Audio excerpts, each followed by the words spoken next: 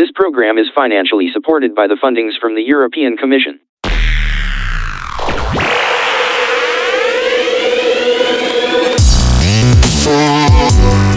You're listening to the EBU Access Cast, the first official podcast from the EBU about assistive technology for blind and partially sighted people.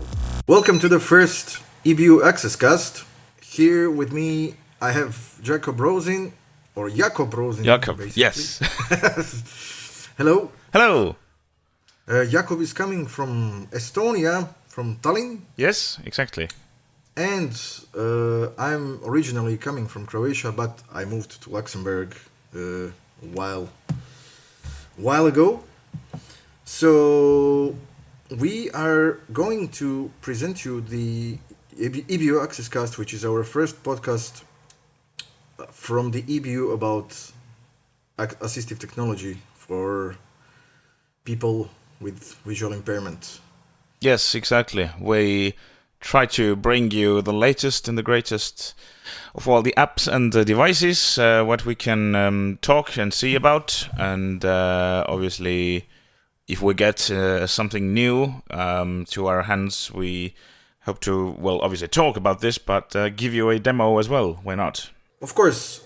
So what you can expect from us in the future episodes is we are going to have the reviews of the certain apps and the gadgets, and we are going to give some, let's say, European perspective towards all the things that we are going to discuss, because we realize that there are a bunch of different podcasts about the assistive technology, but most of them are coming from the US, which of course we don't have anything against.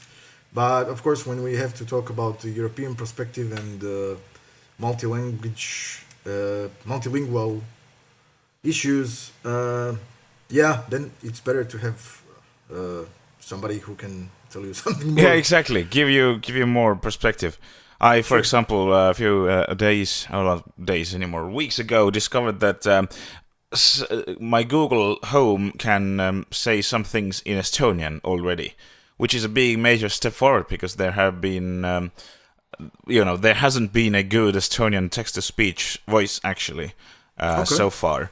And now Google took matters into its own hands and did not an obviously very good one, but because it's the first trial, I guess, but it's something, and it actually can do Estonian for a bit, so that's quite great actually, what I think. So not sure how many first Estonian listeners we were gonna have, but here's some local news as well. I think we should do a little introduction to ourselves, though. Sure. Who we are, yes. And why we are here, because right now it's just two of us, but we hope to have in future podcasts two other hosts as well, Bart from Belgium and Birkir from US. But today it's just two of us, so I think we should do the introductions. My name is Mario Percinic. I'm coming from Croatia, but right now I am based in Luxembourg. By the profession, I am the IT specialist, and I finished computer science and pedagogy on the university in Zagreb. And besides computer fields, assistive technologies, accessibility analysis, and so on, I am also a musician, and basically I combine these two things together at the moment, and not only for the moment, but for a long time. So basically, if I'm not in some office working on the accessibility improvements or checking the gadgets, what's going on for blind and for basically visually impaired people, I'm playing around, which is nice, because for example, in Luxembourg, when I moved, you get to know lots of different places where you haven't been, so that's really good. It's really good. For a few years, I'm a member of the EBU committee to the access and technology. So we decided a while ago that we will do a podcast, and that's where we are today. Yes, exactly. Because we all like to talk, so that's what we try to do. My name is Jakob Rosin. I am from Tallinn, Estonia, and yes, my part of my job is talking because I work as a radio host in Estonian public broadcasting in Radio 2, which is a sort of like BBC Radio 1 in UK, which is the best reference. We play all sorts of music. So I do morning shows there. I have studied journalism, so my other job is being a technology reporter in one of Estonia's technology news portals. So I write stuff there, do reviews, and write news stories. In fact, I just a few days ago got a robot vacuum cleaner to my house for testing. A thing which I have never seen. I have never had a robotic vacuum cleaner, so it's very interesting to see how this performs. And maybe I will throw in a demo in some future podcast about this as well, because even if I don't cover accessibility in all my reviews, I still am interested in that. And my accessibility-related work usually takes place in Estonian Blind Union, where I do provide information and consulting on accessibility. So basically, when somebody, some kind of firm comes to us and says we want to make our website accessible, then I usually do the user testing or help find people who could do this and give them ideas and tips how to do things better. So yes, that's in short what I am doing. Actually, I wanted to raise the question for you because you mentioned that you are working on making reviews for your Yes. Technical portal. Mm-hmm. Do you write just like the general reviews, or sometimes you are referring to the accessibility standards of the certain stuff? And I don't usually refer to the standards. I usually give the information about accessibility, accessibility as well. But I have to take this account that most of our readers, or nearly all of our readers, are sighted and they don't have visual impairment, so I don't always write about that. But obviously, I will throw it in there.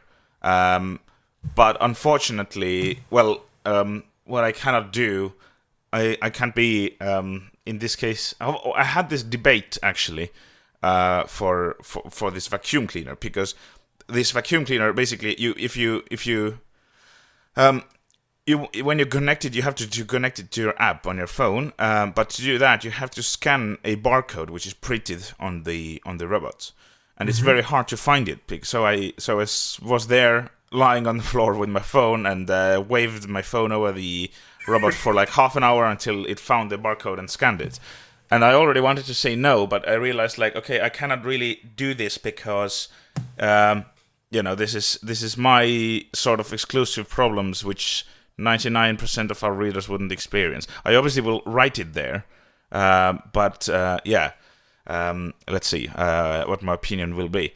But yes, I obviously mention the accessibility factor there, but in all stories I cannot do this because, of course, for example, I wrote a news article, or not a news article. I wrote a story about how do the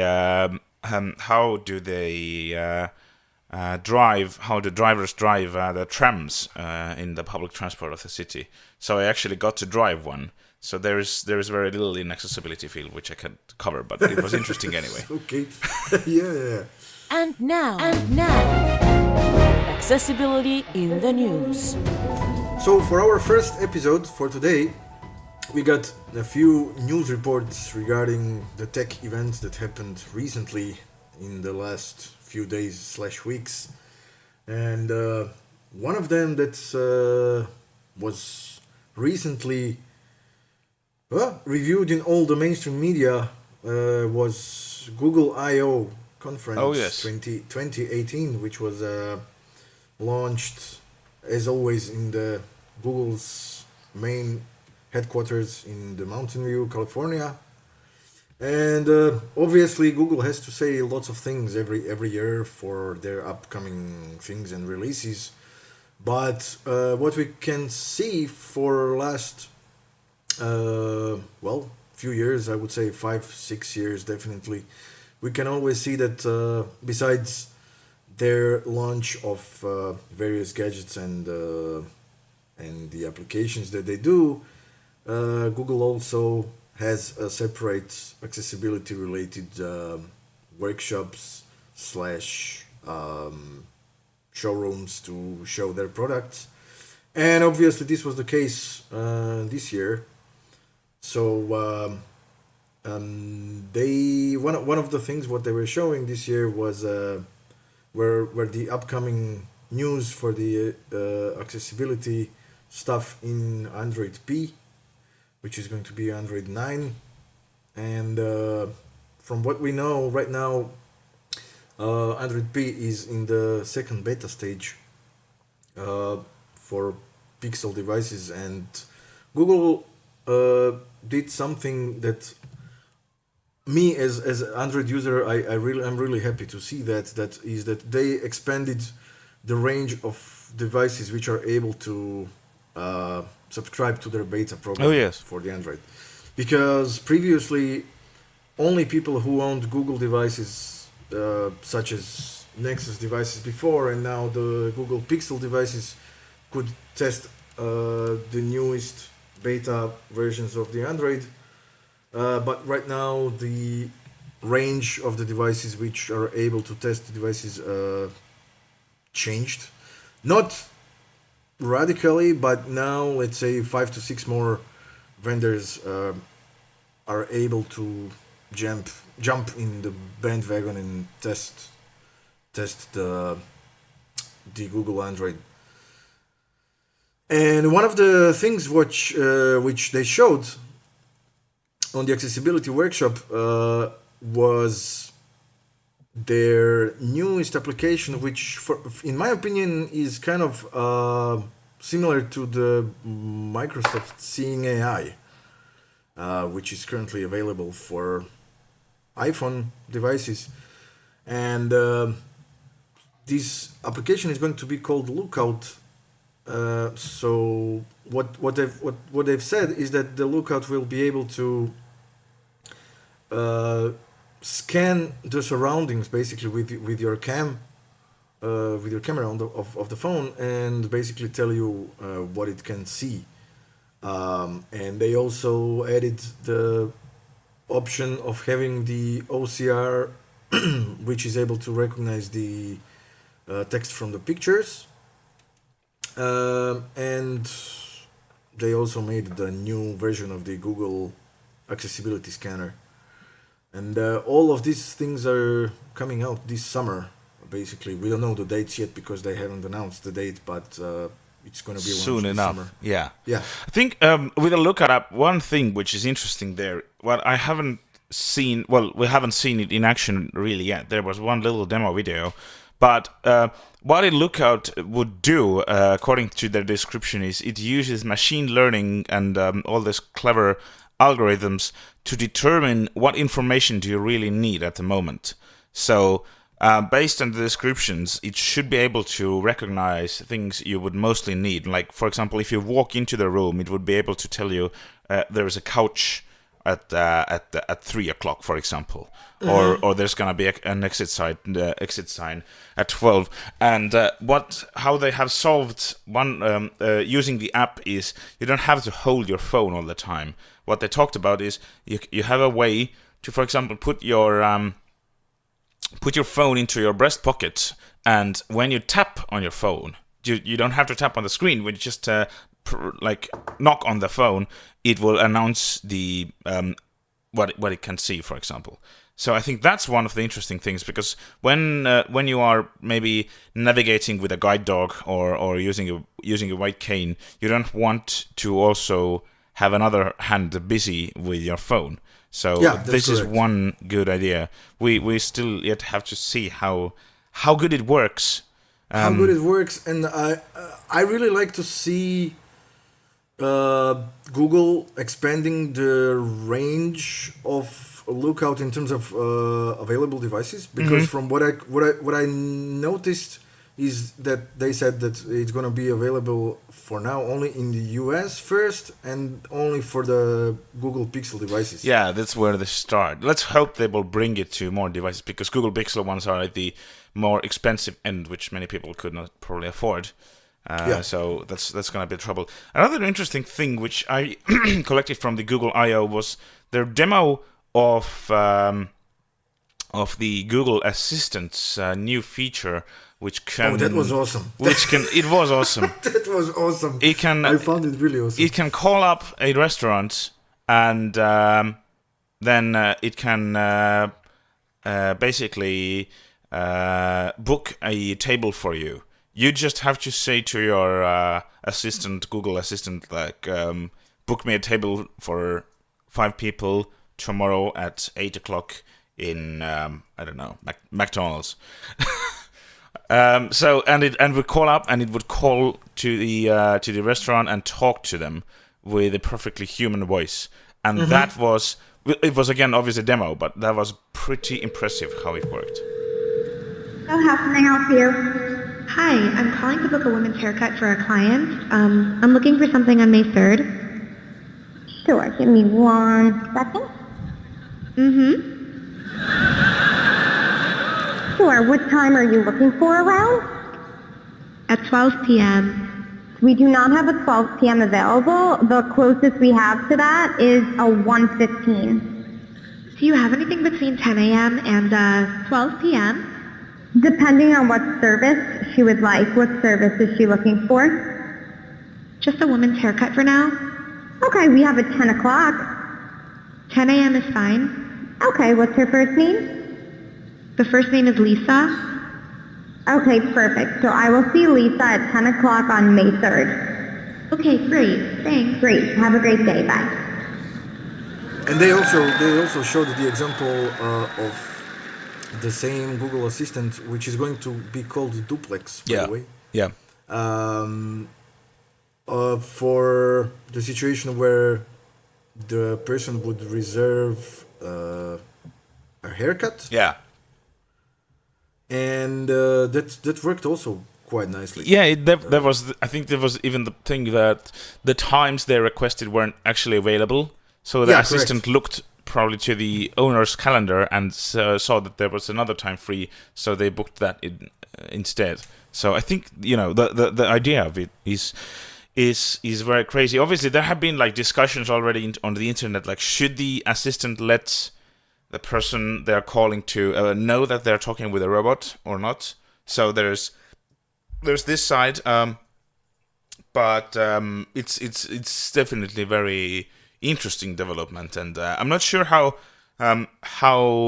much easier it would make the lives of visually impaired people, because once you have the phone number, you can call them yourself. But it definitely would be a great success and great help to people who maybe have hard of speaking or hard of hearing, so they could just maybe tap a button on their phone or something, and give in the command, and the phone or the Google Assistant would do the talking. So that would be interesting ways to see how that gets utilized. Yeah, obviously, all these things what are we talking about is going to be covered in English for now, and the Google Assistant for now it's going to do all these reservations probably only in English. But I'm really curious to see how it will expand towards the other languages, because what we can see right now is that all the companies such as Google and Amazon are launching their devices such as Google Home or Amazon Echo to the other countries in the world, including the European countries. So I think that it's a matter of time until we can see, for example, Google Home reserving a table for you in French. Why not? Why not? German. Why not? Yeah. Yeah, I think Google said that they want the assistant to be available in more than 30 languages during this year. So they're definitely working on it. Yeah. So that will be really interesting. Oh yes, I'm personally using Google Home for a lot of things, and I'm very interested in this topic of like home assistant speakers and things like that. Which home do you have? I have the Google Home, the one? first one, the Google Home, the regular first one. okay. Yeah, I want to buy the big one and one small one, so I can put the small one into my bathroom and the big one into my bedroom, so I have like a full set, and the whole house can be controlled via voice. So let's see how that goes. There's another news, the popular and very helpful community for Apple people who are using Apple products, AppleVis, has opened their 2018 iOS Hall of Fame. So you can there are several nominees, several apps which have shown great dedication towards accessibility, and who have done many good things to make their apps. The developers have the developers have done many good things to make their apps accessible. So now you can go to applevis.com, and if you're a user, you can give your votes in and vote for your favorite app. Let's see what apps are here. There is Black Box, which is a very cool puzzle game. Mario, you are using Android, right? Right. Okay. But my partner in-house, she uses iPhone. Okay. And she's also a blind user, so I'm aware. You're aware of the things, yeah. what's Okay. happening, Okay. yeah. So yeah, Black Box. I have played this game. It is a very very interesting game because it does puzzles and it gives you tasks which are very, very different, which you would expect, and it uses all of the sensors of iPhone.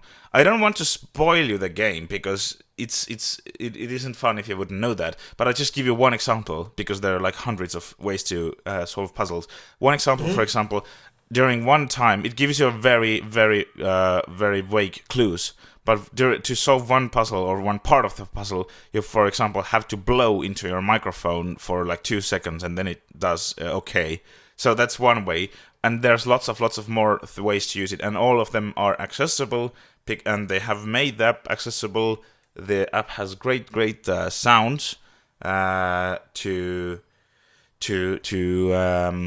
let you know what's happening. So that's one of the nominees. Another game is Crafting Kingdom, which a lot of people do play, where you have to build your own empire, and that's also the developers showed up interest in accessibility. In accessibility, yes, and they have made that accessible. I have played it a bit. I'm not very good with games because I tend to use my phone either for like social media or to listen things. I usually do play games when I'm on flights and I have lots of free time and I can't walk around and do anything. So then I start looking at all those apps I have downloaded to my phone and never used, and I discover lots of interesting things. So I'm not very good with games personally, but Crafting Kingdom I have tried and definitely good app. You would recommend it? I do, yeah, of course I would. Okay. Then there is Dolphin Easy Reader, which is designed for readers with dyslexia, so and low vision and blindness. So it gives you direct access to browse different libraries across the world for digital magazines, and newspapers, and books. Interestingly, I'm not sure is it available in Estonia, because I seem to have missed the launch of this app. I haven't personally tried it, so I can't give you the recommendation. Yeah, me neither. I know that the same app is also available for Android. But I haven't tested it yet. Okay. So, yeah. So let's go ahead. Then there is Envision AI, which is another. This year and at the end of the last year saw a lot of apps which actually did similar things. So based on your photos or what your camera sees, they describe your things. And Envision AI is one of them. It reads your text. It describes your people. You can teach it objects and people. So you can say that this is. I don't know. You can teach it like cans and different things, for example, in your fridge. And when you take a picture of them, it tells you what those are. So Envision AI is a very quick and nice app to use. Then there is Land of Livia, another game which I personally haven't played, but it does do role playing a lot. Land of Livia is a game which you can play during your day. Actually, maybe it's good for me because it doesn't take up a lot of your time. You do it like very bit by bit, so you have to like spend like a minute on it with one go, and then stuff happens, and then you come back to it later and you do your things. I haven't played it either right now, but maybe that would be helpful. Then there is the famous Microsoft Seeing AI, which we already mentioned a bit, which is the great application which also describes your people and tells you what's on the picture. By the way, Seeing AI has a great feature, which also is a good icebreaker in conversations, because it tells you the approximate age of the person when you take the picture. And when I have told it to some of my lady friends, they are always very curious. What age does the app tell they are? So, when I mentioned it, that there's this app, because sometimes they ask like, how can you do this and can you do that? Mm-hmm. So I usually tell people like, there's an app for that, and it can do this, and that it can also tell the age, and then we have to take pictures of everybody. And have the app tell their age, and it's always great fun because it always doesn't get it correct, but it's interesting, and definitely one of my favorite apps on my phone's home screen because I use it a lot. Seeing AI, by the way, has also the features like the money reader. Oh yeah, of course. And the light detection. Exactly, and it has colors as well now. It has colors, and it has the barcode scanner. Oh yes, barcode scanner, which is very useful. So I since I don't use the iPhone, I didn't have the chance of using the app yet. But I know that Microsoft launched a survey. Mm-hmm. Yeah. So Microsoft launched a survey about a month ago. And basically, they are preparing the Android version of Seeing AI. They didn't say when is it coming out. We suppose this year.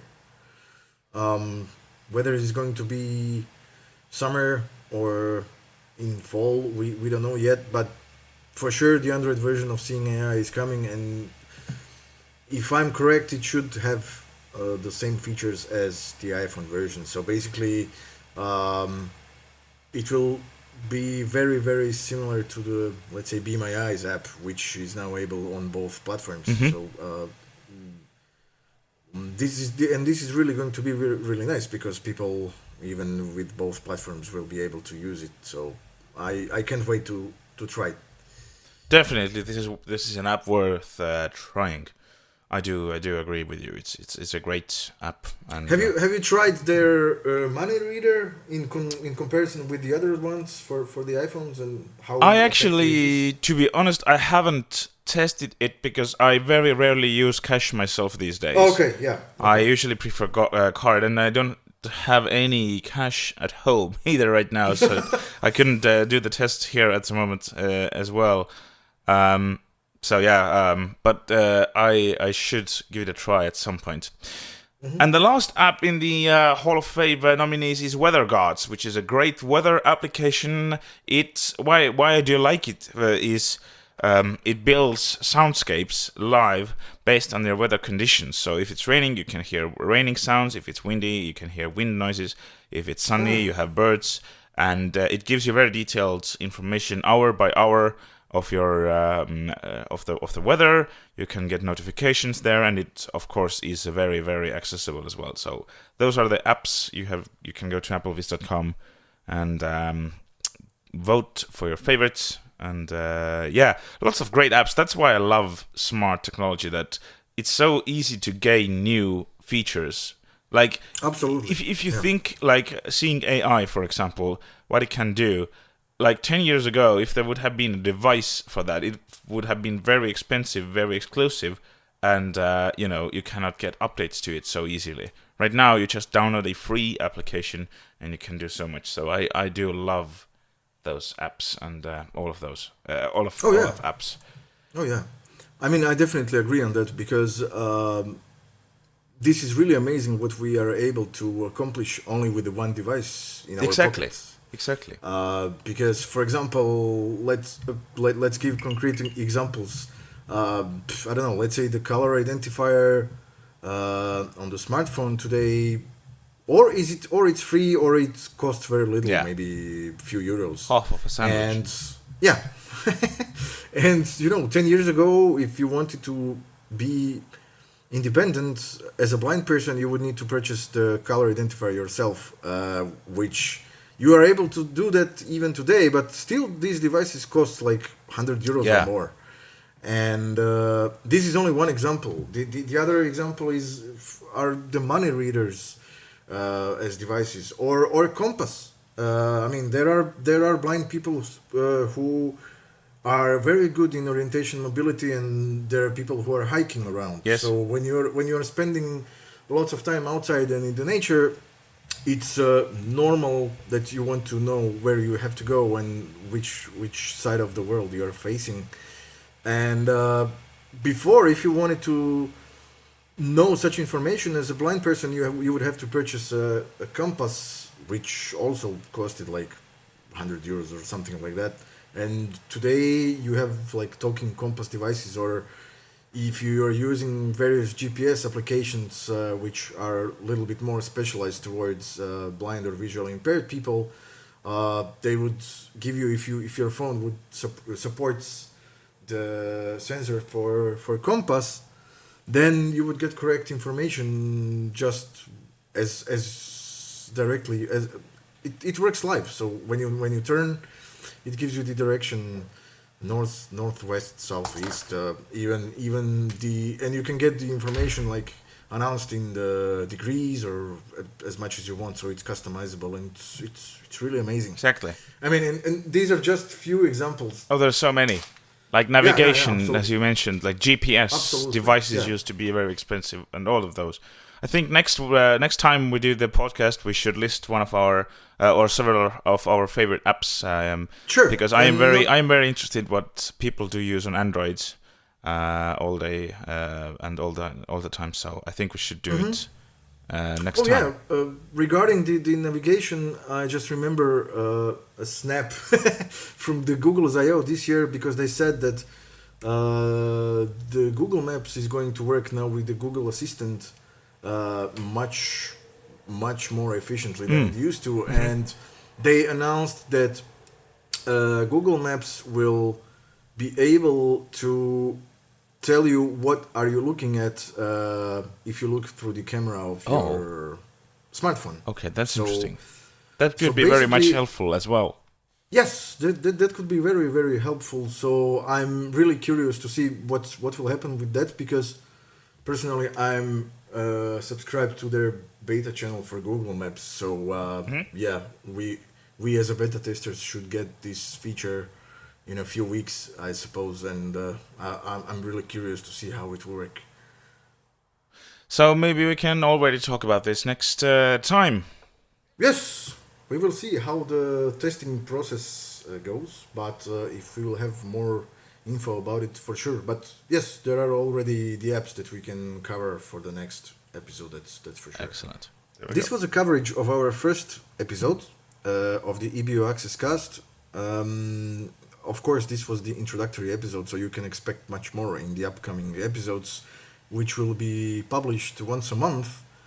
And if you want to get in touch with us, you will get the information in our show notes, but we will have our Twitter accounts for the EBU Access account, and you will find everything in the show notes, how to contact us.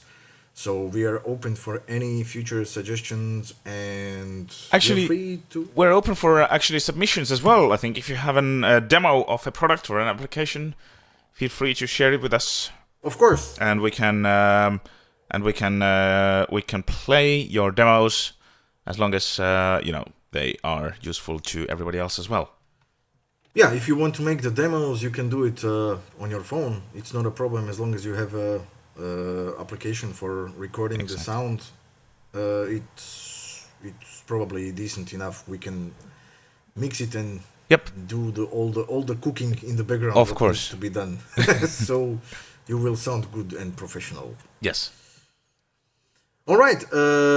I will say hello once more to our friends Bart and Birkir, who were not able to join us today, but we hope to see them in the next episode. And see you next time. Yes, thank you for listening, and let's see you next time. Thank you for listening. This has been EBU Access Cast.